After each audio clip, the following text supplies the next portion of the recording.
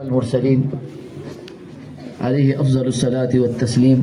ظاہر ہے کہ اللہ سبحانہ و تعالیٰ کے بعد کوئی بزرگ تر ہے تو نبی کریم صلی اللہ علیہ وسلم کو کتنا علم ہوگا ان کو، اس کے باوجود اللہ سبحانہ و تعالیٰ حکم دے رہے ہیں کہ آپ یہ دعا کیجیے، یہ دعا کیا کیجیے، زدنی علما، کہ میرا علم بڑھاتے رہیے۔ اس سے آپ اچھی طرح اندازہ لگائیے کہ علم کا کیا مقام ہے، کہ نبی کریم صلی اللہ علیہ وسلم کا اتنا اعلیٰ مقام اور اتنا اونچا علم کے باوجود آپ کو حکم دیا جا رہا ہے کہ آپ جو ہے یہ دعا کیجئے کہ اللہ میرا علم بڑھاتے رہیے۔ تو اندازہ لگائیے، اور علم کا اتنا بڑا مقام ہے، اسی لیے اللہ سبحانہ و تعالیٰ نے ایک آیت کریمہ میں علماء کو جو ہے اپنی ذات گرامی جل جلالہ اور فرشتوں کی سب میں جو ہے شہادت میں جو ہے شامل کر دیا ہے۔ اللہ سبحانہ و تعالیٰ فرماتے ہیں شہید اللہ انہ لا الہ الا هو والملائکۃ واولو العلم، اللہ گواہ دیتا ہے کہ اس کے علاوہ کوئی معبود نہیں، اور اللہ کے ساتھ ساتھ فرشتے بھی گواہی دے رہے ہیں اور علم والے بھی گواہی دے رہے ہیں۔ تو علم کا حقیقت میں بہت بڑا مقام ہے، تو ہم جتنی باتیں کریں علم کے متعلق وہ کم ہے، لیکن مسئلہ یہ ہے کہ وہ کون سا علم ہے کہ جس کا اتنا بڑا مقام ہے، اور جو انسانیت کو اور جو ہے ساری دنیا کو جو ہے ترقی دے سکے اور انسانیت کے لیے جو ہے وہ مفید ثابت ہو، وہ کون سا علم ہے؟ نبی کریم صلی اللہ علیہ وسلم کی ایک دعا ہے، اللہم انی اسألک علما نافعا، کہ اللہ مجھ کو تو علم نافع عطا فرما۔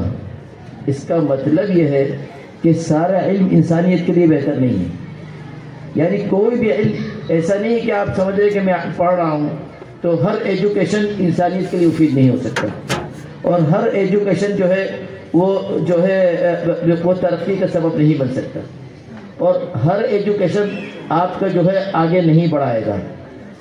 اگر ہر ایجوکیشن آگے بڑھاتا اور ہر ایجوکیشن مفید ہوتا اور ہر ایجوکیشن آپ کے لیے جو ہے ترقی کا ذریعہ بنتا، تو اب نبی کریم صلی اللہ علیہ وسلم چونکہ آپ کے کلمات جو زبان سے نکلتے تھے وہی ہوتی تھی، یہی دعا کرتے اللہم انی اسألک علما۔ اللہ سبحانہ و تعالیٰ نے تو ان کو یہی حکم دیا تھا کہ آپ علم کی زیادتی کی دعا کیجئے، تو نبی کریم صلی اللہ علیہ وسلم یہی دعا کرتے کہ اللہ میں تم سے علم مانگتا ہوں، اللہم انی اسألک علما، لیکن یہ دعا آپ نے نہیں کی، آپ نے دعا کی اللہم انی اسألک علما نافعا، کہ اے اللہ مجھے تو نافع علم عطا فرما، یعنی ہر علم جو ہے مفید اور ہر علم جو ہے ترقی کا ذریعہ نہیں ہے، نافع علم، وہ علم کہ جو مجھے اور میری امت کو فائدہ پہنچائے اور مجھے اور انسانیت کو فائدہ پہنچائے، وہ مجھے عطا کر۔ پھر ساتھ میں آپ یہ بھی دعا فرماتے ہیں اللہم انی اعوذ بک من علم لا ينفع، یا اللہ میں تیری پناہ چاہتا ہوں ایسے علم سے کہ جو نہ فائدہ پہنچائے۔ یہ بہت بڑی دعا ہے، یعنی ایسے نبی کریم صلی اللہ علیہ وسلم کو جہاں حکم دیا گیا علم کی ترقی کا اور علم زیادہ سے زیادہ مانگنے کا، اور جہاں آپ نے یہ دعا مانگی کہ اللہ مجھے نافع علم عطا فرما، تو علم ایسی خطرے کی چیز ہے اور علم ایسی خطرناک چیز ہے کہ نبی کریم صلی اللہ علیہ وسلم نے اس سے پناہ چاہیے۔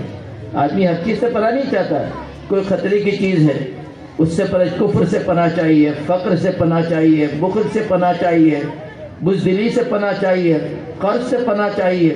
تو پناہ آدمی جب اسی وقت چاہتا ہے کہ وہ جو ہے اس میں رغبت نہیں ہوتی، اور وہ جو ہے خطرے کی گھنٹی ہوتی ہے، اور وہ جو ہے اس سے دور رہنے کی ضرورت پڑتی ہے۔ اسی چیز سے آدمی پناہ چاہتا ہے کہ اس کو دور رکھے اور وہ کسی طرح سے اپنے قریب نہ آئے۔ تو نبی کریم صلی اللہ علیہ وسلم نے بھی علم سے پناہ چاہیے۔ ایک طرف تو آپ نے علم کو مانگا ہے اور اس کی جو ہے اس کی زیادتی کی دعا کی ہے اور اس میں ترقی کی دعا کی ہے، وہیں آپ نے جو ہے پناہ چاہیے علم سے۔ کس علم سے؟ علم لا ينفع، ایسے مجھے علم عطا نہ کر، ایسا ایجوکیشن عطا نہ کر کہ جو میرے لیے نفع نہ بنے، میرے لیے نافع نہ ہو، جو مجھے نفع نہ پہنچائے۔ وہ کون سا علم ہے کہ جو ہمیں نفع نہ پہنچائے؟ آج ہم اس کو سمجھیں کہ ہمیں کون سا علم نفع نہ پہنچائے، نہیں پہنچائے گا۔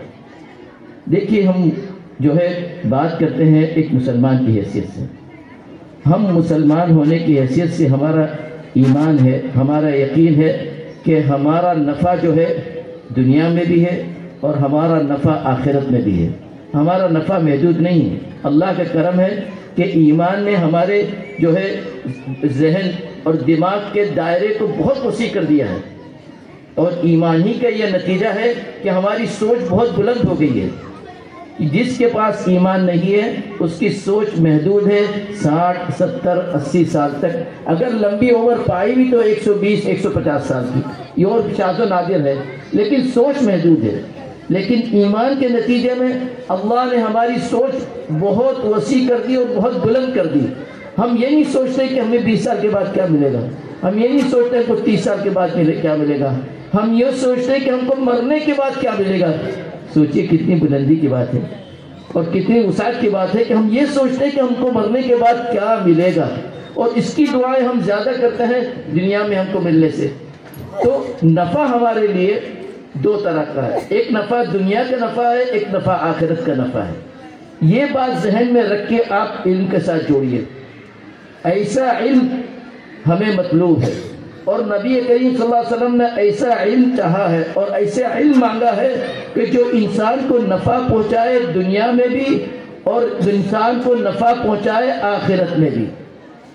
اور اس علم سے پناہ چاہیے جو اس کو نفع نہ پہنچائے. ہو سکتا ہے دنیا میں نفع پہنچائے لیکن آخرت میں نفع نہ پہنچائے، اس سے بھی پناہ چاہیے.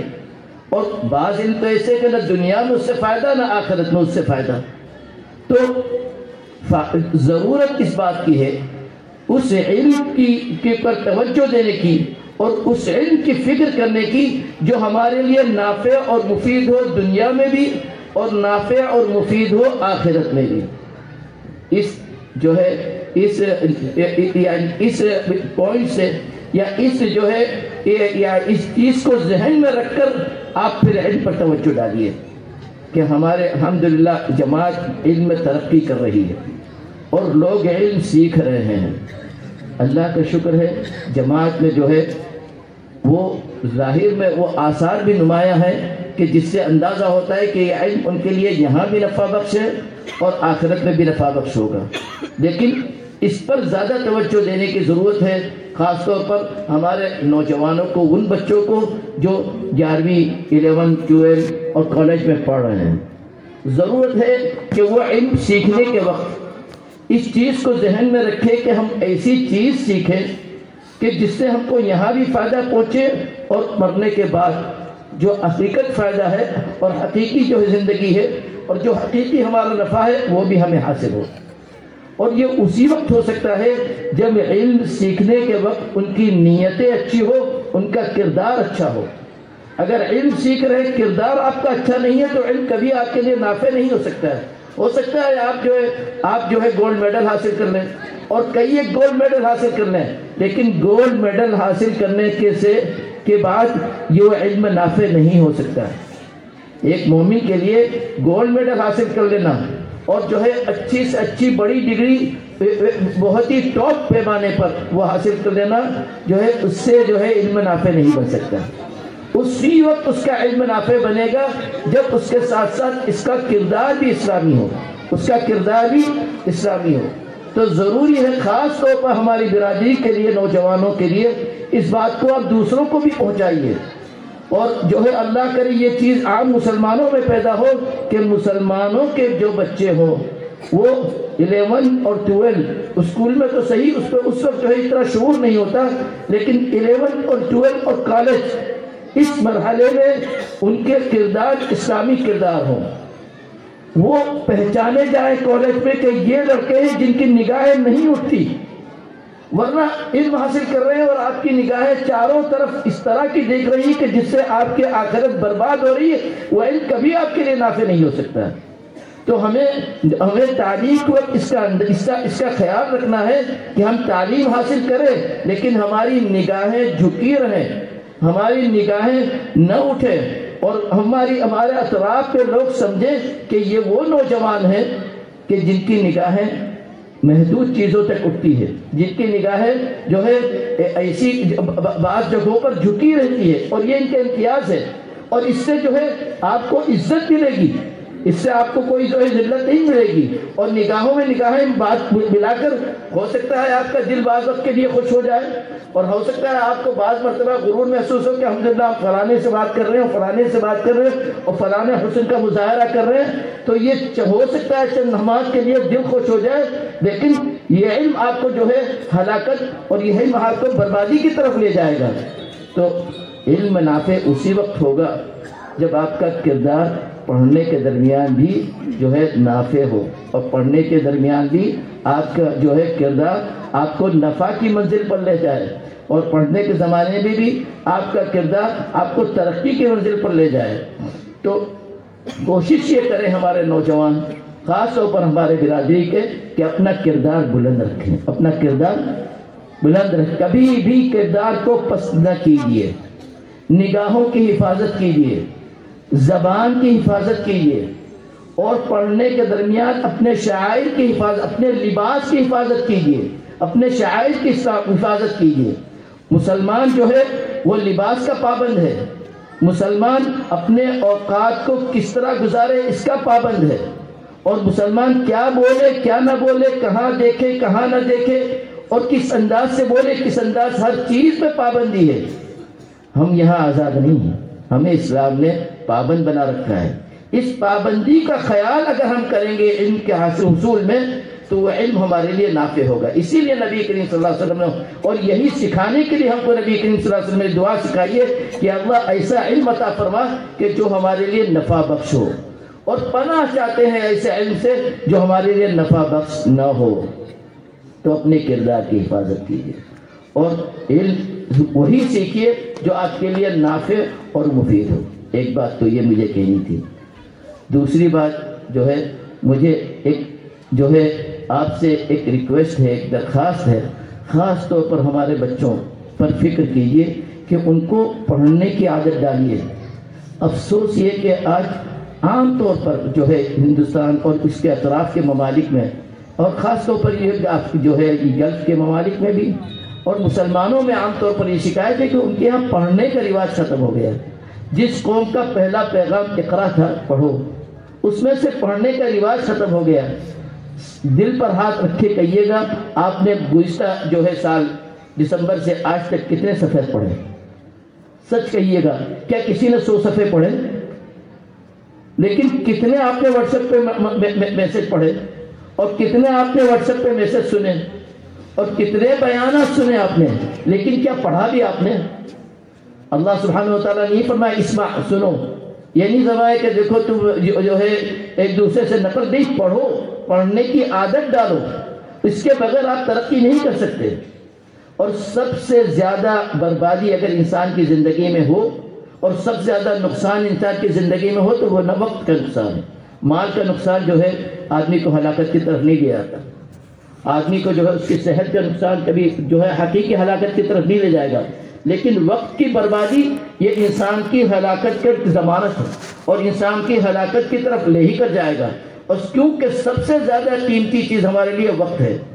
آپ دیکھیے یہی چیز ہمارے لیے سب سے زیادہ قیمتی چیز، ہمارے لیے سب سے زیادہ رخیص اور سب سے زیادہ سستی چیز اور سب سے زیادہ ہلکی چیز ہو گئی۔ اتنی آسانی سے اپنا وقت برباد کرتے ہیں، کتنی آسانی سے اپنا وقت برباد کرتے ہیں۔ میں نہیں کہتا کہ آپ جو ہے مجلس نہ کیجیے، آپ ضیافتیں نہ کیجیے، لیکن وہ بھی محدود دائرے میں کیجیے۔ یہ نہیں کہ آئے دن ہر 8-10 دن کے بعد مہینے میں 2 مرتبہ جو ہے دوست جمع ہو رہے ہیں اور ضیافتیں ہو رہی ہیں، اور جو ہے کئی گھنٹے بیٹھے ہوئے گپ مار رہے ہیں۔ یہ وقت کی بربادی ہے۔ اس کو چونکہ آپ لوگ عادی ہو چکے ہیں، اس لیے اب عادت کو بدلنا مشکل ہے۔ بچوں پہ محنت کیجیے، ان میں وہ جراثیم نہ آئے جو جراثیم ہم میں آ گئے ہیں۔ اب ہر شخص اپنے بچے کی جو ہے یہ عادت ڈالے کہ وہ کچھ پڑھے، اس کے ہاتھ میں کتاب دیجیے تاکہ وہ پڑھنے کی اس پر عادت ڈالیے، اور پوچھیے اس سے کہ تم نے اس ہفتے کے درمیان کتنے صفحے پڑھے ہیں، کتنے الفاظ پڑھے ہیں۔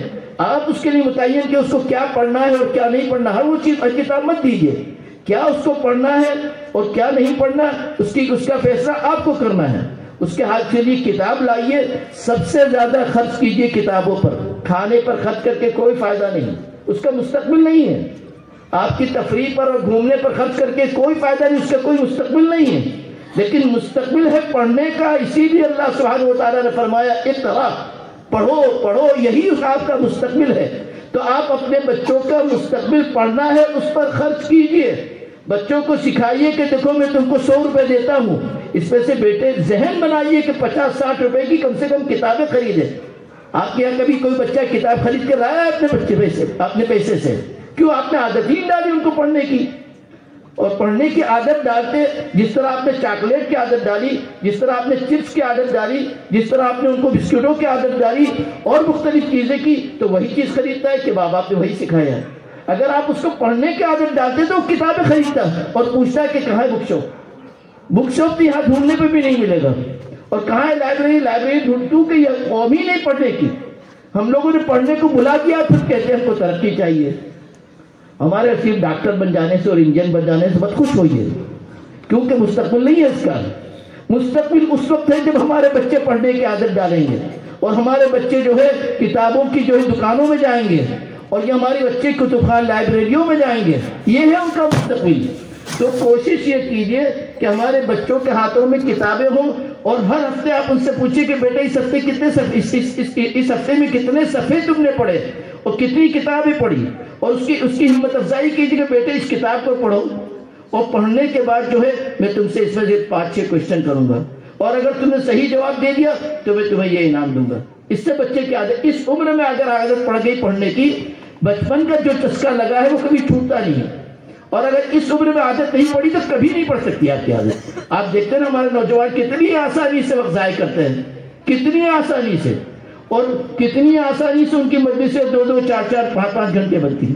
اور یہی بچے جو اپنے آج پڑھنے کی عادت ڈال کر اور پڑھنے سے اپنا ذہن جو ہے کشادہ کر کے اور پڑھنے سے اپنا ذہن مضبوط کر کے اگر بڑے ہوئے تو پھر جانتے ہیں کہ مجلس سے کیا ہوگی، یہ کہیں گے چلو آج ہم ضیافت کرتے ہیں، یا آج ہم جو ہے ایک جگہ نشست کرتے ہیں، خوب تفریح انداز کرتے ہیں اور کسی ایسے شخص کو بلاتے ہیں کہ جس سے کچھ کوشچن کریں گے، خواہ وہ اکنومک میں ہو، خواہ وہ علم میں ہو، خواہ وہ دین میں ہو۔ تو یا پھر وہ کہتے ہیں کہ چلو ہم اس ٹاپک پر ڈسکس کریں گے، آج اپنے کھائیں گے پیئیں گے بھی اور اس ٹاپک پر ڈسکس کریں گے۔ ہر شخص پڑھ کر آئے اس ٹاپک سے متعلق۔ جب ہر شخص پڑھے گا اس ٹاپک سے متعلق اور سب جمع ہوں گے تو ڈسکس کریں گے، اور جب ہم پڑھتے ہی نہیں تو ڈسکس کیا کریں گے؟ حجت کرنا تو ہمیں بہت آتی ہے، اور تان و تشن کرنا تو بہت آتی ہے، اور تفسیریں کرنا ہمیں بہت آتی ہے، اور کسی کی اڑانی ہو تو اس میں ہم سب سے آگے۔ لیکن صحیح معنی میں پڑھ لکھ کر ایک پڑھنے عالم کی طرح ڈسکس کرنا یہ ہم میں نہیں ہے۔ عالم کی طرح ڈسکس کرنا اس کی ہم نے عادت ہی نہیں ڈالی۔ تو یہ جو ہم میں جو بیماری آئی ہے، کوشش یہ کیجئے کہ ہمارے بچوں میں یہ بیماری نہ ہے، ہمارے بچے جو ہے اس بیماری سے محفوظ رہے اور اس جراثیم سے محفوظ رہے۔ بلکہ میں درخواست کروں گا ہمارے یوگ منڈل والوں سے کہ وہ ایک سلسلہ شروع کریں، بچوں کو ایک کتاب دیں اور ان سے کہیں کہ اس کتاب کو پڑھو، 15 دن ہے تمہارے پاس۔ اس کے بعد یوگ منڈل والے ان کو ایک ایگزام دیں اور کہیں کہ اس ایگزام میں جس کے کتابی سے متعلق کوئسچن ہو اور کتاب کے متعلق کوئسچن ہو، اور اس کے بعد اس کو کوئی بچہ جو ہے صحیح حل کرے، سارے بچے ہوں سب کو کچھ نہ کچھ انعام دیجیے، یا پھر ان کو کتاب دیجیے اور ان سے کہیے کہ اس کتاب کو جو ہے خلاصہ کر کے 100 صفحے کی کتاب ہے اس کو تم 10 صفحے میں کر کے لاؤ کہ کتاب کا خلاصہ کیا ہے۔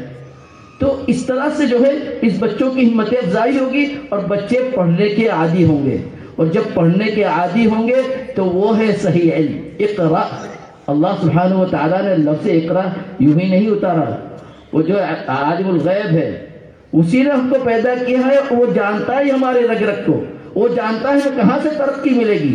تو اقرا جو سب سے پہلا لفظ ہے اس کو اپنی زندگی میں پیدا کیجیے، اپنی زندگی میں زندہ کیجیے، اور جس کو ہم نے جو ہے بالکل نیست و نابود کر دیا ہے اس کو دوبارہ زندہ کیجیے۔